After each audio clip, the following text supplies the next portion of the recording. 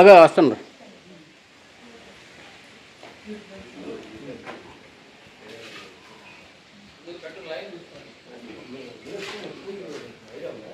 అలా ఉత్తాయి దియకనా ఉత్తాయి జెండా గుంజినప్పుడు నేను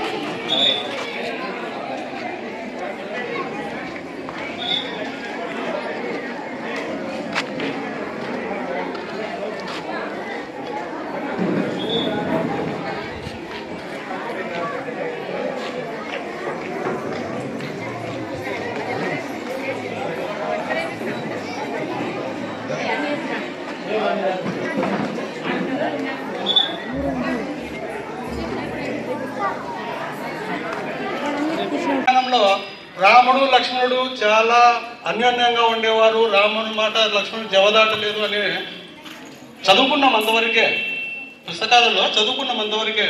బట్ మనము ప్రాక్టికల్గా మన కళ్ళ ముందర చూసేటువంటి వ్యక్తులు ఈ రామ్ లక్ష్మణ్ సార్ గారు.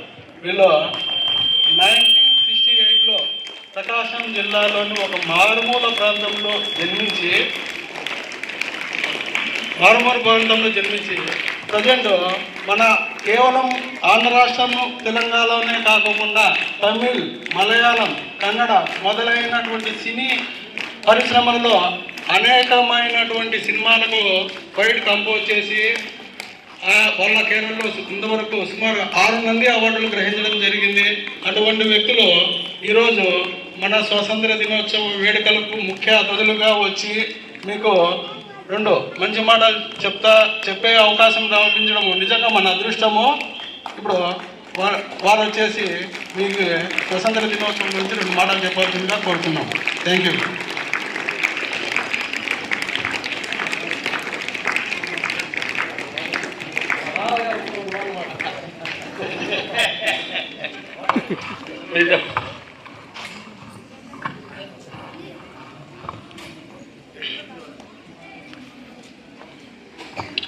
ఇందాక మేము పాట పాడినప్పుడు భారతదేశం మన మాతృభూమి, భారతీయులందరూ మన సోదరులు అనే ఒక మాటని మనం మా స్కూల్లో పాప పాడింది. మాకు అద్భుతం అనిపించింది.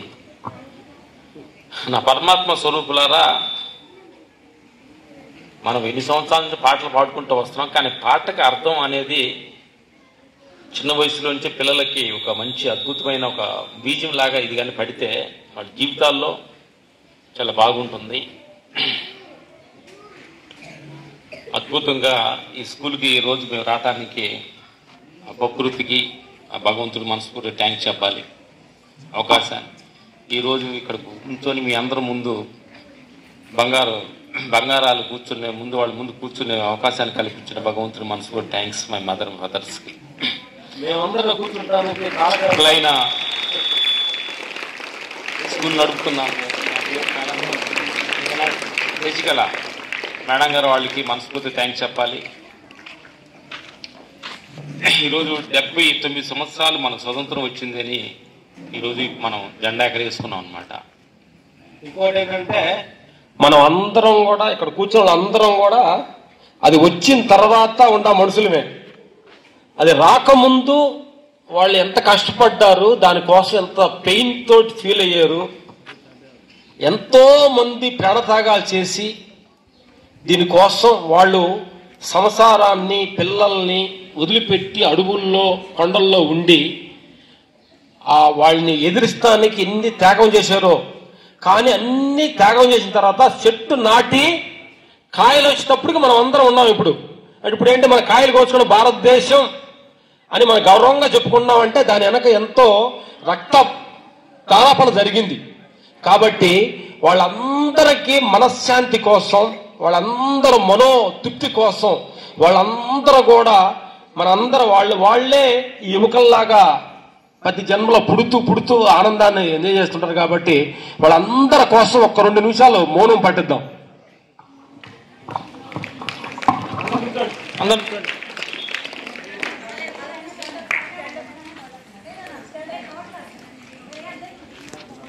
బయట సాఫ్ట్వేర్ వాళ్ళు అంతటి అమౌంట్ ఇంత అమౌంట్ ఇస్తారని కాదు. ఇది మీకు అమౌంట్ అనేది అంతా తక్కువ ఎక్కువ ఆలోచించొద్దు. ఈ సేవే నేను నిజంగా భగవంతుడు సేవ చేస్తున్నాను అనే భావన కానీ మనసులో పెట్టుకుంటే ఇవన్నీ మీకు ఎక్కువ తక్కువ అనిపించదు అనమాట. Thank you. ఇంత దూరంలో అంత అద్భుతంగా చెట్ల మధ్యన ఈ పిల్లలు అంతా నడుపుతున్న స్కూల్ యజమాన్యానికి మనస్ఫూర్తి థ్యాంక్స్ చెప్పాలి.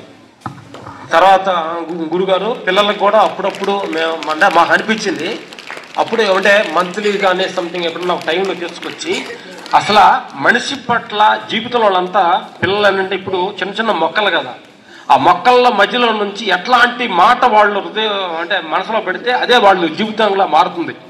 కాబట్టి వాళ్ళకి మంచి మంచి మాటలు, భగవంతుడి పట్ల రెస్పెక్టు, సమాజం పట్ల రెస్పెక్టు, అంటే ఆ గురువు పట్ల రెస్పెక్ట్లు, అంటే ఈరోజు ఏంటంటే గురువుకి సమాజానికి అంటే అసలు ఆ మర్యాద లేకుండా పోతుంది.